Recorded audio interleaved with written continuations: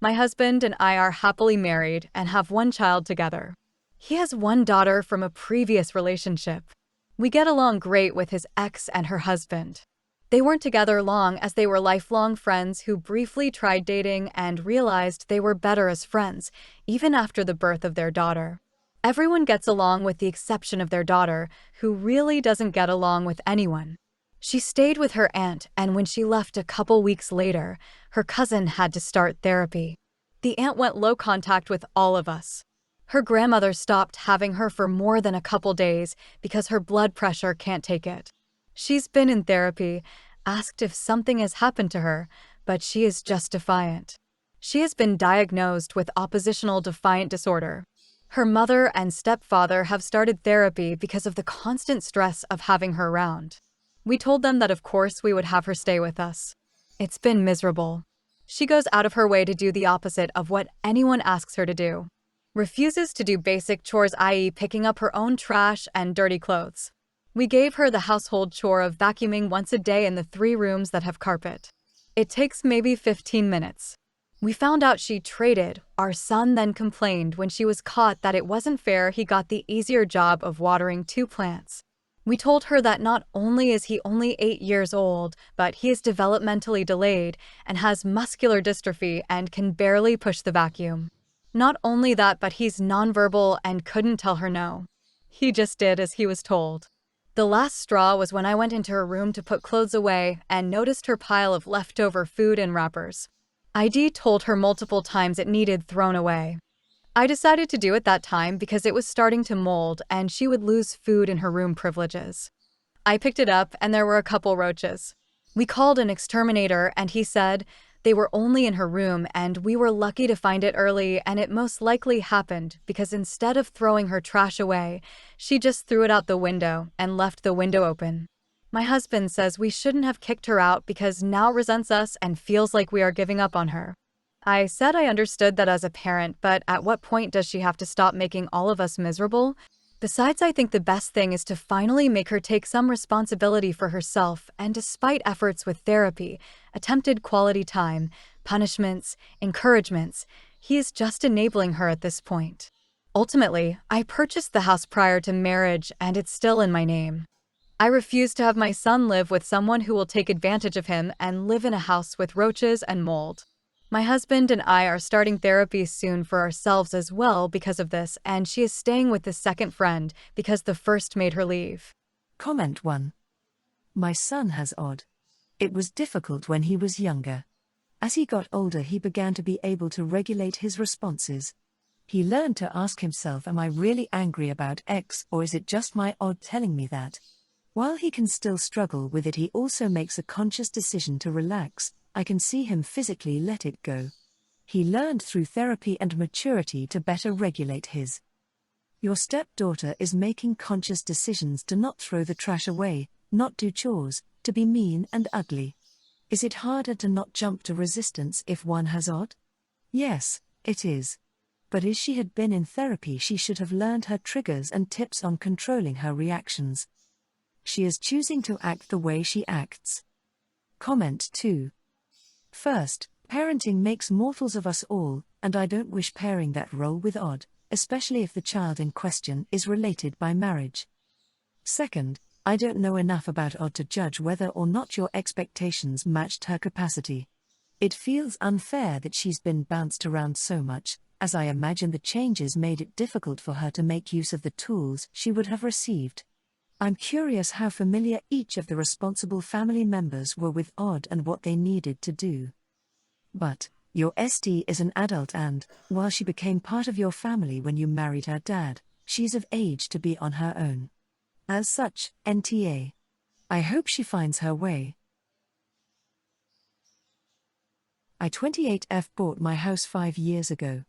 I got an inheritance from my great-aunt who passed away and has no children. I was also saving for a home at the time and was able to buy a house with 20% down and pay off all my student loans. So I'm very grateful to her for that. I bought a very small house on a big lot, which was pretty affordable back in the day, as everyone wanted a big house and didn't care as much about the backyard space. My BF 31M and I moved in together a year ago and he pays rent to me, but it's much lower than he would pay if he rented elsewhere.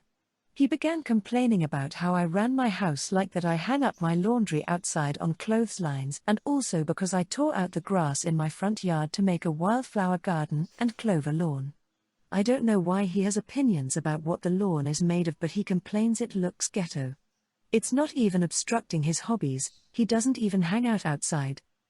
The big arguments came recently from me getting chickens. My city has a backyard chicken program where they grant permits for people to have backyard chickens. I got my permit after applying for 3 years straight and began looking to get chickens. I spent last summer building a coop.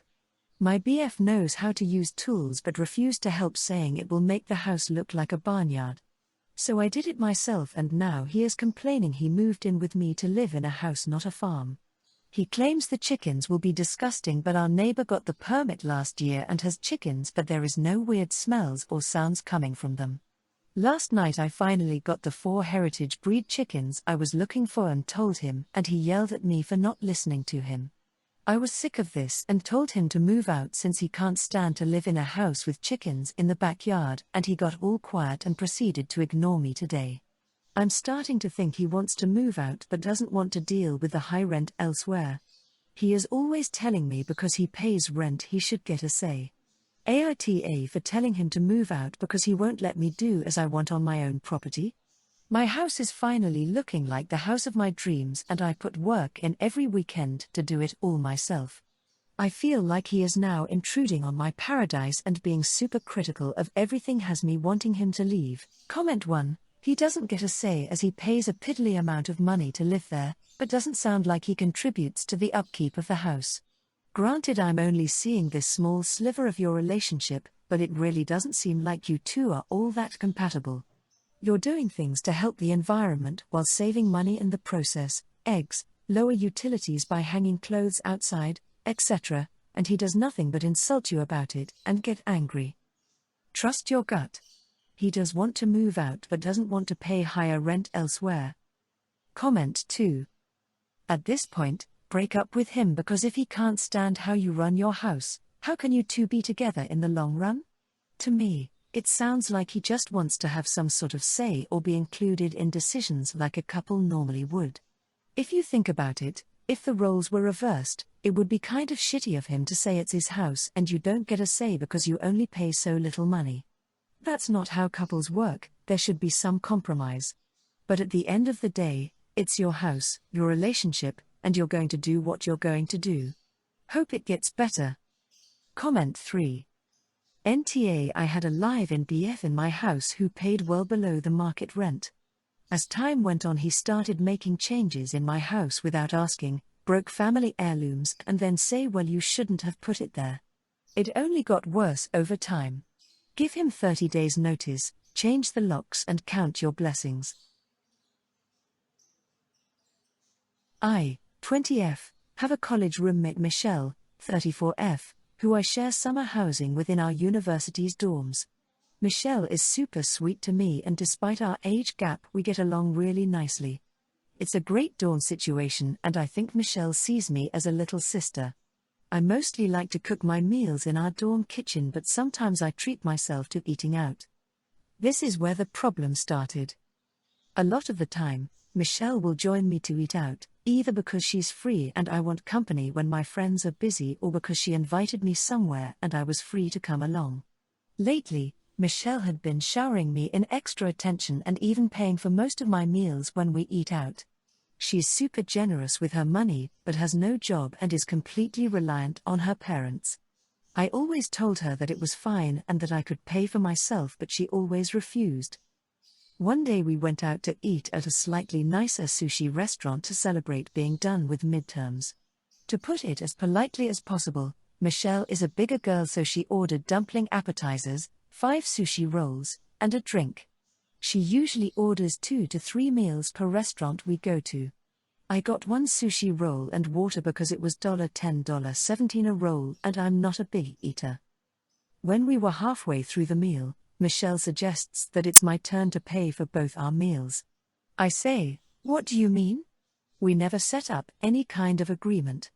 She got really upset, claiming that she paid for all my other meals and it was my turn to pay her back now. I told her I'm grateful that she was generous enough to pay for my other meals, but I didn't know there was an expectation to return the favor, especially because she ordered disproportionately more food than me and I couldn't afford that much for one meal. Michelle got pissed and said something about how your parents are so rich you can afford anything and how one meal won't break my bank. It's true that my parents are paying for my college expenses and I'm eternally grateful that I won't end up with any debt, but they give me a strict monthly budget that covers my groceries and gas. All the money I use to treat myself comes from my summer job. I told her that and she went silent for the rest of the meal. When we were finished, I made sure to ask for separate checks and she hasn't said a word to me since. I'm really worried that this caused a rift in our friendship. Maybe I was being unreasonable and I should have just paid for her meal. Comment 1. She set you up.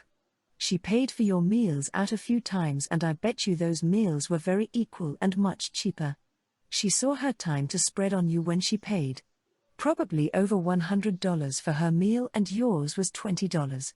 So she was trying to save money and stick it to you a little bit. He did nothing wrong. Work this out 'cause eventually it will work out. And from now on either say no. When you go out or split the bill every time. Don't let her pay for you. You don't have to pay for her and everybody's same. If you find out that it's an equal meal and you want to be generous thing, you can pay. Comment 2. NTA. She was playing the long game thinking that you were naive and wouldn't be able to stand up to her. Good on you for setting her straight. You owe her nothing and this should be your big red flag that a friendship with her will be more trouble than it's worth. Stop interacting with her. Comment 3. NTA. While this may genuinely cause a rift in your friendship, it would be entirely on her end. You cannot spring the "now it's your turn" on someone when turns were never discussed, especially springing this at the end of a meal. Things like this are reasons why I always try to pay anyway to avoid this exact thing. I don't think you did anything wrong, so I hope she'll get over it and realize she is in the wrong on this one. I am 22, going on 23, in my 5th year of my undergrad, and my family likes to do long vacations every summer in their camper. They were traveling all summer and we met up with them, and from the moment we met up with them, my dad especially has not talked to me or been very nice towards me. He had his own share of stuff that happened on the trip with his truck, which is what I initially thought the issue was. After a few nights, my mom brought up how they wanted to renovate their basement into a 1-bedroom apartment, partly so I can move in without rent, partly to raise the value of their house. This year I had many problems with apartments, having to move 3 times because of roommates, ex-girlfriends, and/or landlord issues, which led to my parents trying to convince me it would be best for me to move into their basement. With my financial issues, they pitched it as a way for me to save money and stress. My brother has been following every piece of advice they give him, and he is obviously favored because of this, on top of his major being one that will start higher than I will probably ever end up with. I'm going to be a music teacher. I also had gotten caught smoking weed a few years ago, which I still do and don't tell them, but I feel like if I tell them anything about my life, it immediately is followed by advice I didn't ask for or an opinion I didn't ask for. I told my family I didn't want to move into their basement because of the amount of fighting that happens whenever we live together, on top of me wanting to live independently, as I feel like I've always been reliant on my parents and in their shadows. My dad was my high school science teacher, so I never felt like I was able to fully define who I was in school cause of that, another major issue we had back in the day. Long story short, now my parents thinks I'm being stupid for not doing the more financially smart thing and moving back in with them, when I have a full-time job as a manager of a restaurant on top of going to school. It's stressful but not as bad for my mental health as me living with them full-time. I'm in a bit of credit card debt but nothing a few months of work couldn't fix. Now I just feel like no matter what I say to them, I will be the asshole of the family for not taking their charity when I just want to live my own life and figure out who I am outside of them. They still so things like track my phone and refuse to let me have my own bank account, and are still trying to pay for my school. But I feel like no matter what I do from here, I will be the asshole if I don't follow their advice. Comment 1. NTA, but I'm struggling to understand something. If you are living on your own and paying your own bills, why are you letting them run your life? And they can pit in an apartment and raise the value of their house without you living there. Unless you're expected to pay for this renovation. Per your other comments, what are you paying them for anyway? My advice, take 360 off your phone, now. Open your own account today and transfer all your money to it. Just because your parents say you can't transfer money to them doesn't make it so. Comment 2. You are 22 years old. You do not need their permission to open your own bank account. Live your life independently.